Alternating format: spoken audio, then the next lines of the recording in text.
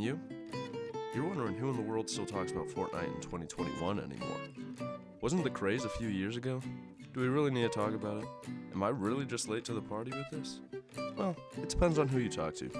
While many might view Fortnite as just a trendy game that peaked in its third season, a much younger demographic is keeping the game alive and growing, with 50 million more registered players in 2021 than the previous year. What about Fortnite draws in this younger audience and keeps them playing the game? First, we need to talk about esports. Esports are generally known to offer athletes short-term, lucrative careers that last 4 to 5 years on average. Esports athletes retire on average around 25 years old. With most of the big esports games requiring athletes to be older than 17, such as League of Legends, in order to play professionally and win tournament money, this only allows for a short window of time to have a career in esports. That is, until Fortnite. No other video game has changed the landscape of esports for the youth as much as Fortnite. Fortnite has an average professional player age that is much younger. This is definitely in large part to the lowering of the age requirement that was typical for most esports from 16 to 17 years to 13 years old. When looking at the 2019 Fortnite Solo World Cup qualifier, the average player age there was 16.97 years old, with the oldest player being 24 years old and the youngest being 13. That year, Fortnite's biggest celebrity face, Tyler Blevins, aka Ninja, aged 28 at the time, could not even secure his qualification for the tournament. This just goes to show that even the streamers, which built up so much of the Fortnite hype and legacy, are finding it difficult to compete against a much faster, younger crowd of athletes. This trend is being noticed throughout all of esports. Although most of us would consider 25 pretty young, 25 generally represents a retiring point for esport athletes. It wasn't the admission of younger ages into the esports sphere that made Fortnite popular and accessible with the younger crowd, however. In fact, it was the other way around. Fortnite's accessibility and reach to a much younger audience allowed for the esport to have lower age requirements, which will inevitably have a big impact on the future of age requirements in esports. But if the accessibility allowed for such a drastic change in the Fortnite age requirement, what allowed for the accessibility? Fortnite's accessibility and appeal to younger audiences is predicated upon countless factors, but there are definitely prominent ones. Fortnite is cartoonish, and its third-person shooter mechanics make it easily understood and digested by younger players. Its aesthetics are both inviting for the children, but also for parents who would not easily be able to tell from the game's cover that it's violent, allowing them to let their kids play with good conscience and not prying further. While there is quite a bit of strategy when it comes to the building mechanics in the game, the overall goal is simple enough for any player to grasp. Not only is the goal simple, but it's also addicting. The victories feel rewarding because every time you die, no matter how quickly, you lose and have to start a new game. But perhaps the largest factor in its appeal is the social aspect of it. As social interactions are increasingly online, Fortnite capitalized on this fact by focusing the game on having strong, close-knit team dynamics in order to win. In the article Situating the Appeal of Fortnite Within Children's Changing Play Cultures, Marcus Carter tries to dissect the popularity of Fortnite in the 9 to 14 age group. Many of the reasons cited in Marcus Carter's article for why kids 9 to 14 played Fortnite were purely social. They wanted to play with their friends, and Fortnite allowed a space for that. If they aren't feeling a full game, they can mess around in the playground mode, practicing with new items or learning building tricks together. Carter describes further in his article the temporality of Fortnite, and how the incorporation of seasons leads the game to feel like a constantly evolving narrative that's closely influenced by its paratexts.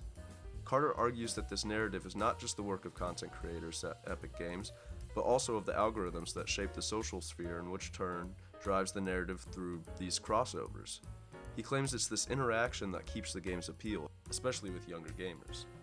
These crossovers with huge brand deals such as Marvel and Star Wars allow for social references to be melded into the game, adding a richer depth of interaction between the game format and the social sphere that surrounds it. While Fortnite offers paid cosmetic options to show off while playing, the game and all of its in-game mechanics are free. This means that any kid can download and play it without needing their parents' permission to buy it. Coupled with the fact that Fortnite was ported to iOS, meant that even kids without gaming consoles can play on iPads or even on smartphones wherever they please. Cross-platform play also had a huge impact on accessibility to Fortnite, allowing kids who could otherwise not play with each other due to console limitations to now be able to play with each other for the first time. While the accessibility of Fortnite definitely helped its popularity as a game, it It's the supplementation of YouTube and Twitch that changed Fortnite from just a game into the 5th biggest esport with the biggest tournament prize in history. While young children might not all play Fortnite, seeing the influence online is escapable. If they are not playing the game, they're able to watch thousands of streamers play it, either for fun or competitively, or participate in Fortnite dances at school. While streaming did not start with Fortnite, the craze of watching people play the game took Twitch and YouTube by storm. Never had a game had such a wide-reaching influence in the younger demographic, except for maybe Minecraft, but that's not really competitive in nature. While watching traditional sports is generally seen as an adult thing, we see that the Twitch and YouTube demographic participating in and watching these streams are much younger.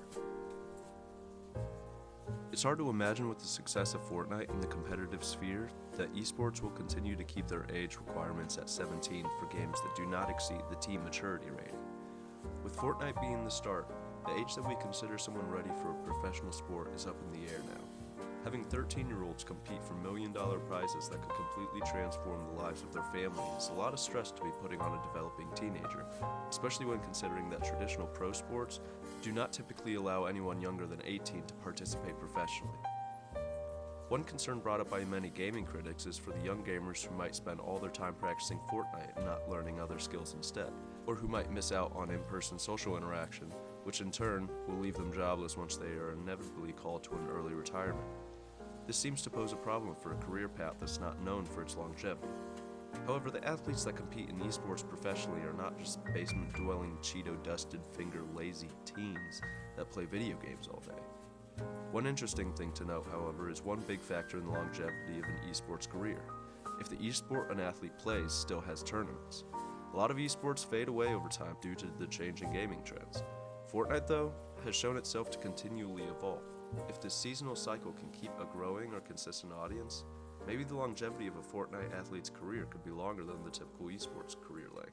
Of course, degradation of reflexes is at play, but perhaps if Fortnite continues to thrive, it will show us how much reflex degradation is responsible for the length of an esport athlete's career as opposed to other factors such as decreasing popularity of a game.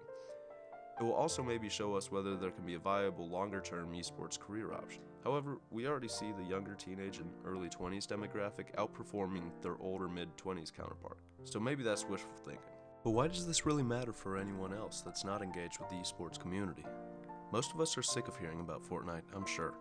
But esports is on the rise with the younger generations, and the exchange between the game form and the evolving social context that shapes the content will continue to fuel esports and gaming in general, especially to a younger demographic more closely tied to the social technology that encourages knowing and participating in these social references. A format like Fortnite that is constantly inundated with social references makes it easy to feel like you are missing out if you don't participate. They literally had concerts for Ariana Grande and Travis Scott. It will be interesting to see whether the season form of gaming survives and what that means for future generations, especially ones that will most likely have superior VR capabilities. Will everyone have to enter these digital worlds just to be able to understand a reference or witness an event, just to feel like they are socially connected? That's probably a stretch, but Fortnite showed just how socially engaging a video game can be, and its influence will be felt not just by gamers, but by everyone when the games in the future are predicated upon the temporal, social context surrounding them, and in turn, changing that social context themselves.